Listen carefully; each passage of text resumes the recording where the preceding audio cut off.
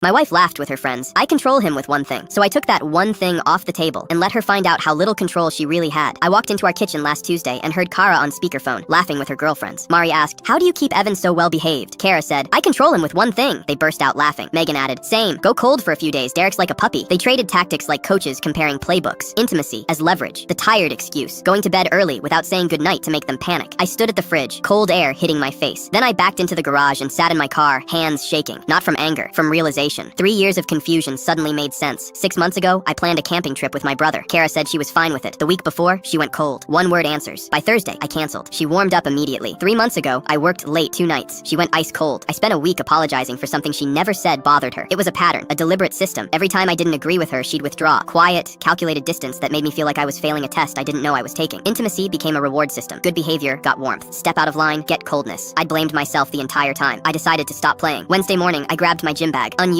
for 6 months, and headed to my car. Kara looked shocked. "Where are you going?" "Gym." I went every morning. Kara went cold immediately. I let her. Made my own dinner. Watched what I wanted. By week 2, she switched tactics. Suddenly interested in my day. Obviously affectionate in calculated ways. I was polite. Didn't take the bait. Week 3, I told her I was meeting my brother Friday, the same one whose trip I'd canceled. I thought we could do something this weekend. We can do something Saturday. The power dynamic cracked right there. That night, she started a fight. "Why are you being so distant? Why don't you want to spend time with me?" I looked at her. "I'm not distant. I'm just not asking for permission to exist anymore." The next morning, she was sweet, making breakfast, asking if I wanted coffee, but I'd been fooled before. I kept my boundaries firm. Over the next month, Kara cycled through every tactic she had. Cold, sweet, angry, desperate. She accused me of having an affair, cried that she was losing me, yet she never worried when she was creating the distance. I stayed consistent. Gym, friends, work, plans without permission. For 3 years, I'd been anxious constantly, always waiting for the other shoe to drop. Once I stopped playing, the anxiety disappeared. I wasn't scared of her coldness anymore. Her power only existed because I'd given it to her, and I'd just taken it back. 6 weeks in, we sat at the kitchen table. She looked exhausted, defeated. "Why are you doing this?" I knew what she meant. Why wasn't I playing her game anymore? Because I'd rather be alone than be controlled. Real fear crossed her face. The next morning, she asked point blank, "Do you want a divorce?" I took a long breath. "No, but I don't want what we had either. I want a partnership where respect isn't conditional, where we make decisions together instead of you using distance to get your way." I leaned forward. "If the game comes back, I'm gone." She started crying. Real tears, not manipulation. "I didn't realize I was doing it. My mom did this. My friends do it. I thought this was how you keep power. Was I walking over you before this started?" Silence. "No. I was scared of losing control. We need help." She nodded. We found a counselor. Kara had to say out loud what she'd been doing. Dr. Patterson gave us homework, expressing needs directly, not through manipulation. Kara struggled, but kept trying. When she'd start to withdraw, she'd catch herself. "I'm frustrated and need space." Every time she chose honesty, I felt hope. Week 10, we disagreed about Thanksgiving plans. Her family wanted us there. I'd already committed to my brother's place. Old system, she'd have gone cold for days. Instead, Kara took a breath. "I'm disappointed, but I understand you made a commitment. What if we visit my family the weekend after? No games, just compromise." 3 months later, she apologized unprompted. Click the link on the homepage to watch the full follow-up for free.